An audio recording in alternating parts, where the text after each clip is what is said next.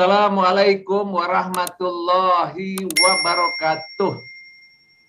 Para sahabat yang dirahmati Allah, kita lanjutkan pembelajaran kita tentang sukses, husnul khatimah, dan surga. Para sahabat, video kali ini merupakan kelanjutan dari seri yang lalu, yaitu seri yang ke-60. Saat ini kita lanjutkan seri yang ke-61, tentu dengan tema yang sama. Hanya kali ini kita akan melanjutkan tema itu, yaitu ibarat sebuah perahu yang pecah. Nah, ini temanya ibarat sebuah perahu yang pecah. Jadi, perahu yang pecah menjadi 73 keping. Jadi para sahabat, kalau kita melihat hadis yang lalu, bahwa umat Islam akan terpecah menjadi 73 golongan. 73 golongan yang masuk surga hanya satu golongan saja, yaitu al-jamaah. Dan kita sudah definisikan tentang makna al-jamaah. Namun, akan lebih jelas lagi terlihat bahwa sebenarnya al-jamaah itu merupakan kesatuan dari semua komponen umat Islam, tentu yang berbeda pandangan karena keterbatasan keilmuan. Tetapi dengan pemahaman al-jamaah, nah tentu perbedaan pandangan ini harus dipersatukan menjadi sebuah jamaah, sebuah golongan, sebuah kelompok yang namanya kelompok muslimin sedunia. Nah, jadi dengan pandangan seperti ini, maka sebetulnya tidak ada lagi dan tidak boleh lagi umat Islam berpecah belah. Karena kalau dia berpecah belah, maka pecahan-pecahan itu adalah yang 72 golongan itu.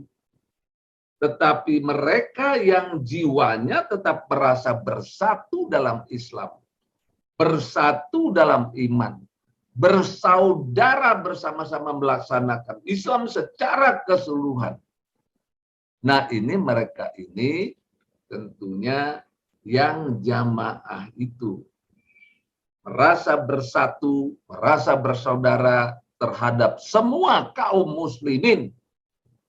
Nah, orang-orang seperti ini, atau golongan seperti ini, atau kelompok seperti inilah yang dia benar-benar akan selamat masuk ke dalam surga.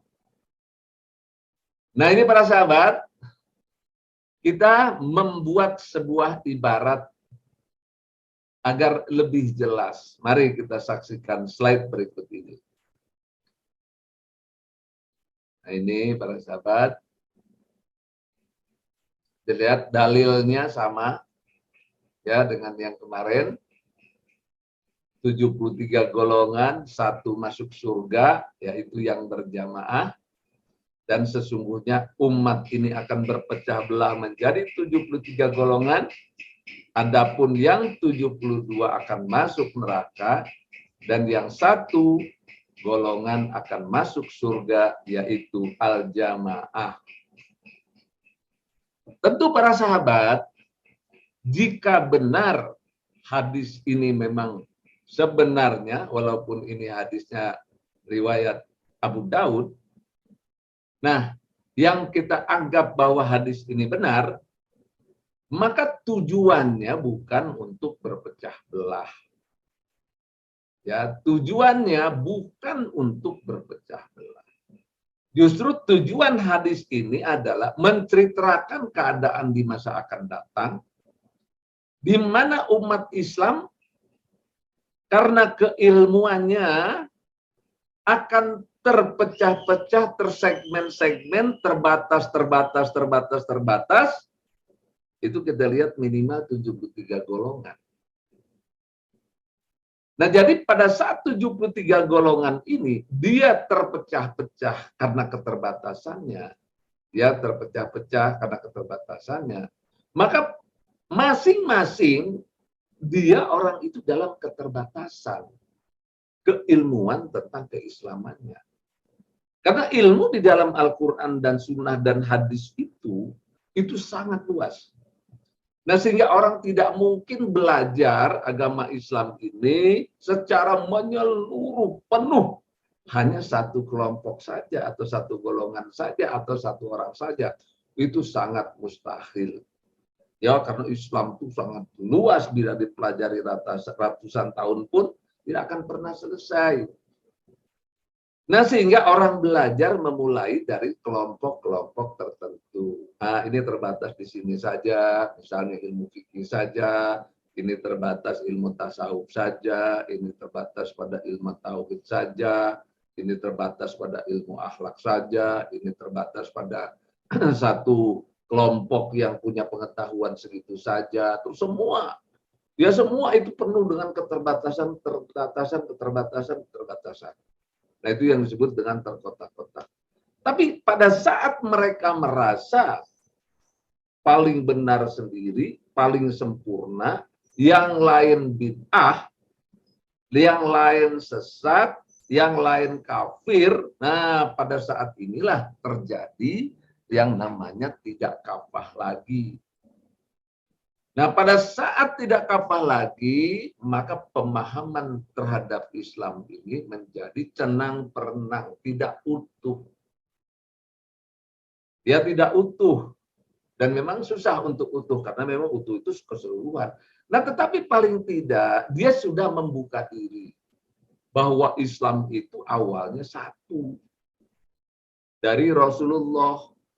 Nah, wujud nyatanya dari pelajaran Islam ini ada di dalam Al-Quran dan ada di dalam Sunnah. Nah, Al-Quran dan Sunnah sedemikian luasnya, ya, pada saat ada Rasulullah, ada pemimpinnya Rasulullah SAW. Ada sumbernya. Nah, sehingga orang semua mengacu ke situ. Semua mengacu ke situ menjadi satu kesatuan di bawah kepemimpinan Rasulullah SAW. Nah, setelah Rasulullah SAW meninggal, maka umat Islam menjadi berbeda-beda. Dia menjadi per kelompok. Nah, tetapi pedomannya Al-Quran dan Sunnah itu adalah satu. Nah, seharusnya kita juga merasa bahwa kita tetap satu, berpedoman kepada Al-Quran dan Sunnah itu. Hanya menafsirkannya itu berbeda, ini berbeda, ini berbeda, ini berbeda, ini berbeda. Ya, prioritas pembelajaran dari awalnya itu berbeda. Ya, sehingga dia harus mengacu akhirnya kepada perbedaan-perbedaan itu harus disatukan kembali. Yang ini belajar ke ini, yang ini belajar ke ini, yang ini belajar terus gantian, karena memang tidak akan pernah sempurna. Tetapi tidak ada satu golongan pun yang merasa paling benar, paling suci, yang lain bid'ah, yang lain kafir, itu tidak ada satupun. Kita semua merasa bersatu dan merasa bersaudara, saling berbagi dalam segala hal. Terutama berbagi tentang keilmuan Al-Quran dan Hadis. Nah, jadi bersatu kita dalam Al-Quran dan Hadis itu. Nah, ini di dalam pendidikan maksud daripada al-jamaah ini. Nah, sebelumnya juga sudah dijelaskan. Nah, kalau kita ibaratkan dia ke dalam sebuah perahu, nah ini kita lihat. Ya, kita lihat. Di sini ada persatuan di zaman Rasulullah itu ibarat sebuah perahu. Jadi kita ibaratkan ini sebuah perahu. Nah, perahu ini akan berjalan dia. Berjalan ke satu pulau yang lain. Yang ombaknya besar. Kita anggap ombak itu kehidupan. Berjalan itu perjalanan hidup. Perjalanan keislaman. Perjalanan Al-Quran dan Hadis. Nah, pada saat ini kita ibaratkan sebuah perahu yang isinya 73 orang atau lebih, kira-kira begitu. Nah, pada saat itu bersatu dalam satu perahu itu karena ada dalamnya Rasulullah, pedomannya Al-Quran dan hadis. Nah, tentu pada saat itu juga belajarnya juga ilmunya tentu sedikit yang berbeda-beda tentu waktu itu. Tetapi dia merasa bahwa saya ini muslim, mukmin, berada di dalam satu perahu Rasulullah SAW. Nah, ibaratnya seperti ini. Maka dia perahu ini akan berjalan ke pulau seberang dengan selamat. Nah, pada saat itu, ibaratnya, pada saat berkumpul di dalam perahu itu, nah ada suara dari langit, ibaratnya ada suara dari langit. Yang bunyinya, nah ini, ya, hanya dengan yang satu ini akan selamat sampai ke pulau seberang. Jadi karena kita ada tujuan ke pulau seberang, menghadapi badai, menghadapi gelombang besar, menghadapi semua. Hanya dengan yang satu ini. Nah, yang satu inilah, ya, yang satu inilah yang didengar oleh orang-orang yang di dalamnya. Yang di dalamnya tentu bergolong-golongan juga itu, memiliki pemikiran-pemikiran yang berbeda juga. Cuman hanya dipersatukan oleh Rasulullah. Nah, kita ibaratkan pada saat perahu ini mau berangkat ke pulau seberang, ternyata semua yang ada di dalamnya, ada 73 orang di situ yang mendengar suara yang keras sekali, yang jelas sekali. Semua mengatakan sama yang didengar, yaitu hanya dengan yang satu ini kita akan sampai selamat ke pulau seberang. Nah, itu kalimatnya itu. Ya, kalimatnya itu. Namun di dalam penangkapan kalimatnya itulah yang dia jadi berbeda-beda. Nah, ternyata pada saat berangkat perahu ini, dia ke pulau seberang, menghadapi berbagai macam gelombang, menghadapi berbagai macam ombak, menghadapi berbagai macam tantangan. Nah, terus berjalan ratusan tahun begitu. Ya, nah ini seperti itu. Nah, tiba-tiba di pertengahan atau belum sampai begitu, di pertengahan atau di laut itu, ternyata ombak besar tidak tahan perahunya, sehingga perahunya dihimpit oleh ombak yang besar dan perahu itu pecah berkeping-keping. Nah, ceritanya begini para sahabat. Pecah berkeping-keping. Nah, ini kita lihat perahunya pecah berkeping-keping. Nah, di tengah itu pecah berkeping-keping. Nah, inilah dia ibarat kondisi perpecahan umat. Kondisi perpecahan umat. Pada saat perahu pecah menjadi 73 papan. Nah, ini ada papan-papan nih, pecah. Ini pecah, semuanya pecah. Ini ada papan-papan. Nah, perahu itu kan dibuat dari kayu. Kayunya ini kan kayu yang dipotong-potong sedemikian rupa dan disusun-susun. Dia terpisah-pisah satu papan, istilahnya satu papan, 73 papan, begitulah kira-kira. Nah, kemudian pada saat perahu ini pecah, berkeping-keping menjadi 73 papan. Ya, nah orangnya ini karena terpecah belah, pecah begitu, dia megang papan itu untuk selamat. Dia peganglah papan itu, pegang papan. Nah, sehingga semuanya pegang papan itu sampai dia terhampar. Dia terhampar 73 ini di satu pulau. Terhampar di satu pulau, masing-masing orang memegang satu papan itu. Dia memegang satu papan. Nah, kemudian dia terdampar di pulau. Nah, pada saat mereka di pulau itu, mereka ingat, aduh saya akan berangkat lagi ke pulau sana yang kita tuju. Saya akan berangkat ke pulau sana yang kita akan tuju. Nah, mereka semua mendengar suara yang dari langit tadi. Hanya dengan yang satu ini, ya, maka aku akan selamat, maka semua akan selamat, maka akan selamat sampai ke pulau tujuan. Nah, si orang yang berpegang pada papan ini, ya, papan ini yang dipegang sama dia merasa bahwa yang satu itu adalah papan. Nah, hanya dengan papan inilah saya bisa sampai ke pulau seberang. Semua mengatakan sama.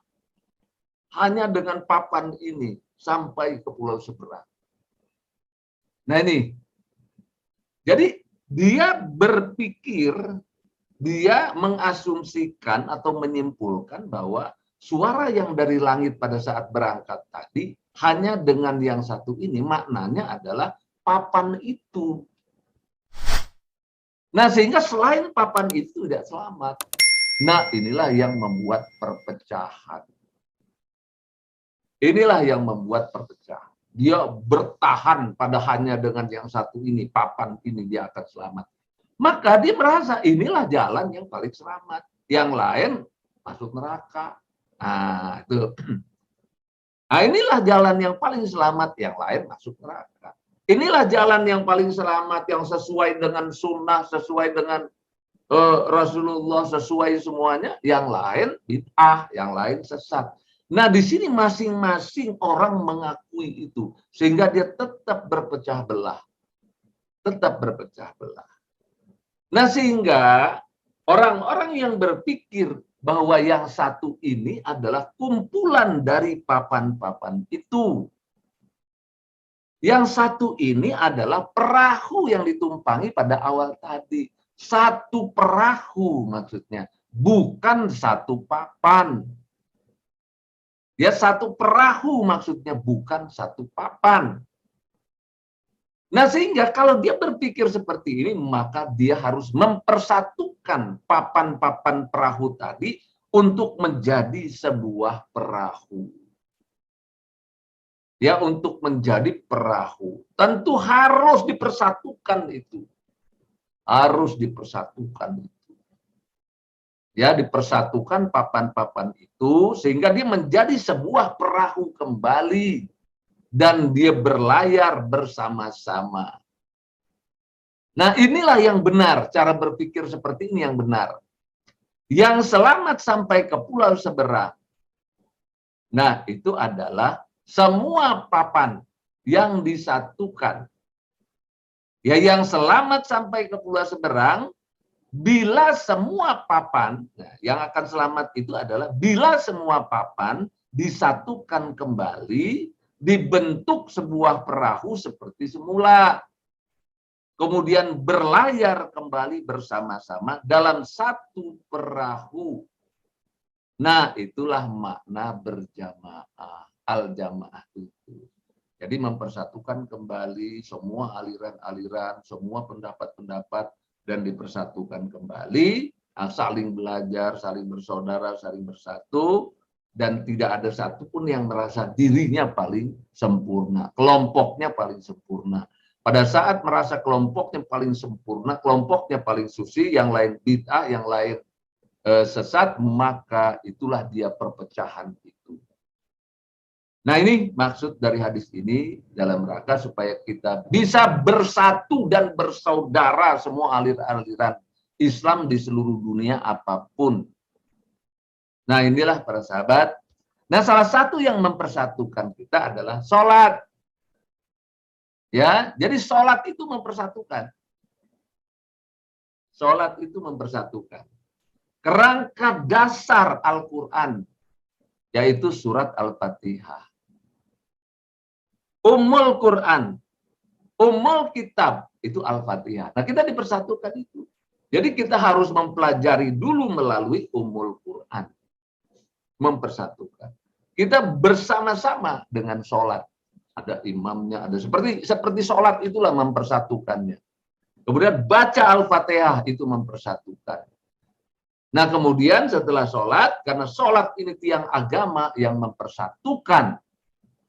Nah, kemudian buahnya dari sholat itu, yaitu sholatnya harus sholat yang khusyuk, nah maka buahnya adalah akhlak mulia. Akhlak mulia itu sebagai misi kenabian. Tujuan kehadiran Nabi adalah akhlak mulia. Maka kalau kita ini dipersatukan dengan itu, maka kita akan bersama-sama bisa bersatu kembali ya dalam sebuah kerangka. Nah, kerangka perahunya inilah yang disebut kita syahadat, yang disebut kita sholat. Nah, kemudian Al-Fatihah yang dibaca juga sama. Nah, kemudian hasilnya adalah akhlak mulia. Nah, karena itulah para sahabat, kita sekarang memusatkan pendidikan kita dengan skala prioritas utama, yaitu sholat yang khusyuk dan akhlak mulia. Nah, inilah solusi persatuan umat di seluruh dunia. Nah, dengan demikian kita merupakan jamaah yang hanya satu-satunya yang dijamin masuk surga, yaitu karena mempersatukan semuanya. Mersatukan semua menjadi satu jamaah keseluruhan. Nah, jamaah keseluruhan yang kita akan saling belajar, bersaudara, dan bersatu dalam semua aliran-aliran dan kelompok-kelompok. Nah, orang yang mempersatukan, orang yang merasa bersatu di sinilah hanya orang yang golongan seperti itu yang masuk surga, sedangkan mereka yang merasa diri lebih baik, merasa diri paling sempurna, yang lain bid'ah, yang lain kafir, dia menyendiri seperti itu. Nah, kelompok-kelompok yang merasa seperti itulah yang masuk neraka. Sehingga ayo kita bersatu, ayo kita bersaudara secara keseluruhan dengan kita memberikan prioritas utama di dalam pendidikannya, yaitu syahadatnya kita sama, sholatnya kita sama, berkuat sholat dengan khusyuk, bangun akhlak mulia. Nah, dengan demikian kita akan bersatu padu kembali. Nah, persatuan inilah merasa bersatu, merasa bersaudara, tidak ada permusuhan, tidak ada kebencian, tidak ada perpecahan, maka golongan inilah yang masuk surga. Nah, itulah yang disebut dengan al-jamaah. Semoga bermanfaat. Assalamualaikum warahmatullahi wabarakatuh.